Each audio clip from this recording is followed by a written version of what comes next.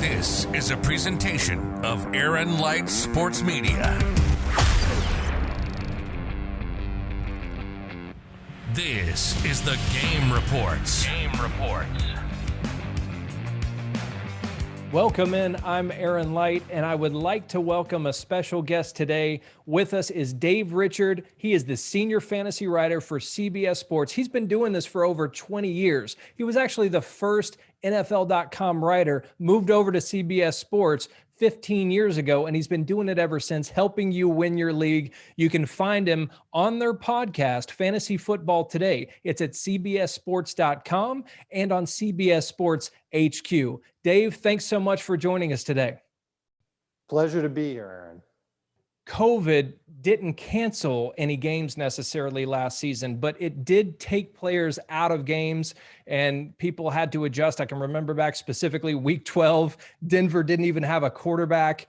Fantasy owners, commissioners, they were forced to make adjustments before and during the season. What did we learn from that we could apply to this year when we're getting ready for the fantasy season? Well, I think there's a couple of ways to go about this. The one is as a fantasy commissioner and the other one is a fantasy manager. If you're a fantasy commissioner and a fantasy manager, you may have enjoyed having IR spots on your bench. And not every league did that, Aaron.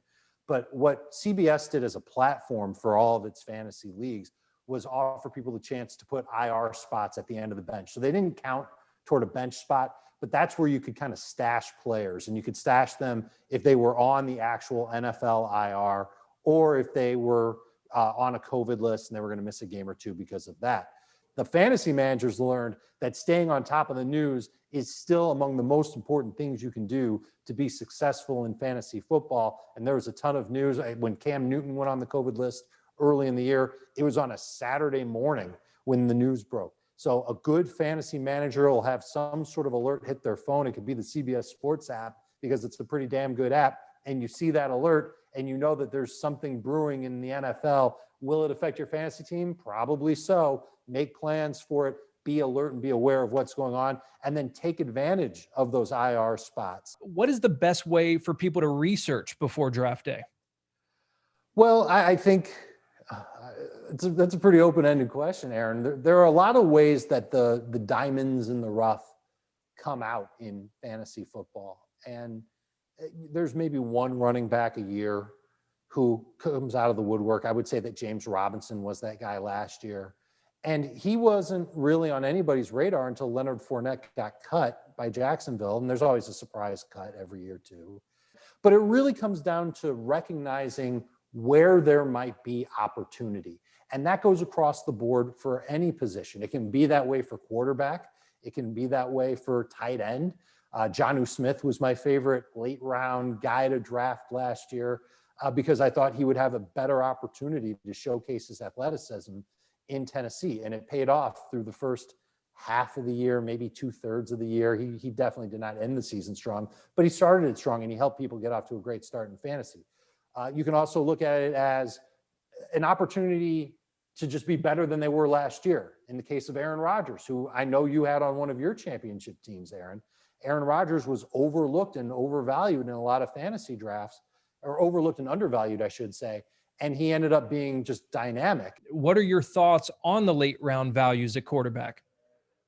I think you're going to see somebody like Jalen Hurts, who's going to be presumably the starting quarterback for the Eagles, be a very popular pick as a top 12 guy who may not necessarily warrant it, but he's got the potential to do it because he runs so much, because he's on a team that might not necessarily be competitive. They might have to play from behind. He's got a propensity to throw deep sometimes. He's also got quite a propensity to run. It's important.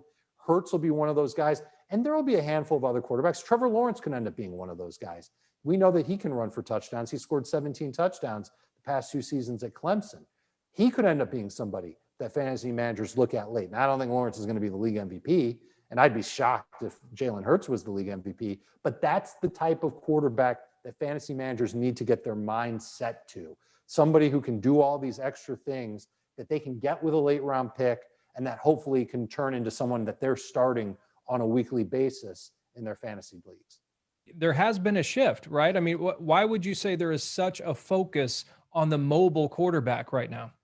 the game is changing. The NFL is changing, and the coaches are adapting to what colleges are doing. And they're doing that so that the transition from the players from college to the pros is easier.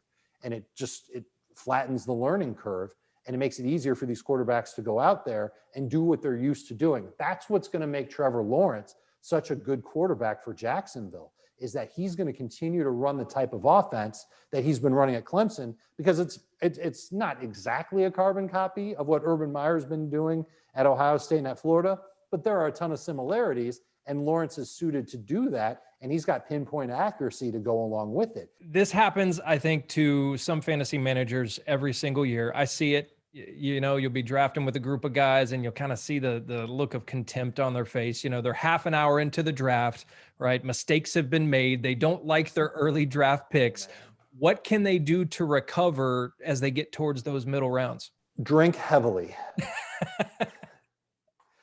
Start a new league, find a time machine. Look, the people that you're describing, Aaron, are the people who aren't prepared. That's been my experience. I've got a buddy who I've been playing in a fantasy league with for over a decade. And of course I'm researching all year long, and there's a bunch of people in the league who research all year long.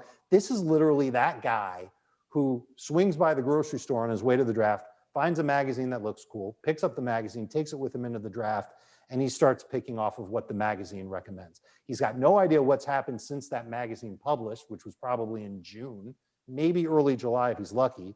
And we're drafting in late August after the third week of the preseason, when there's a ton of news that's reshaped every roster in the NFL. If you're unprepared, you might as well hope that you get, at best, get a wild card berth in your fantasy league. You got to know what you're doing. So Dave, you've given us so much great advice today. What is one golden Dave Richard best practice that people can take to draft day for a winning roster in 2021? Know your rules before you draft. There are people, this happens in our expert drafts. So again, the same type of leagues I'm talking about with people from all over the internet. Hey, is this a PPR league or not? They're asking in round 4. Okay, ask that question when you sign up to join the draft. Ask to see the rules. Find out if what's the transaction policy. Can you do ad drops whenever you want? Is there a night of the week where you can do waivers? Can you do waivers every night of the week? Is it a free agent acquisition budget, a FAB, where you can go and bid on players to get them on your team? Know what the rules of the league are before you get into it, so that you can prepare accordingly for the draft. And I'm not talking about, locking yourself in a hotel room for a weekend and reading and studying everything that you need to know about the league, but an hour a weekend leading up to the draft, just getting a list of names of here are some guys that are breakout candidates, and here's why, and maybe you agree with them. Okay, put a star next to their name in your rankings that you take into the draft. Do some sort of preparation to go in, and part of that preparation is knowing what type of a league that you're in, what the rules are, how many quarterbacks can you start, how many receivers do you need to start, and you're ahead of everybody else that's not thinking like that. Those other people that are unprepared, they're thinking about totally unimportant stuff like, paying their mortgage or taking their spouse to dinner or whatever. You're thinking about fantasy football, which is the most important thing on the planet. And that's how it should be. Stay focused, right? Don't be that guy. Don't be that guy, and know exactly what you're getting into in your drafts. Perfect. Dave, thank you so much for being with us today. I appreciate you taking the time so much. An honor to be with you, Aaron. You've been listening to Dave Richard. You can find him at Twitter at Dave Richard, #AskFFT, because you can also find him on Fantasy Football Today, the podcast. You can subscribe at cbssports.com, and you can find it live streaming at CBS Sports HQ. I'm Aaron Leicht. Thanks so much for watching. This has been a presentation of Aaron Leicht Sports Media.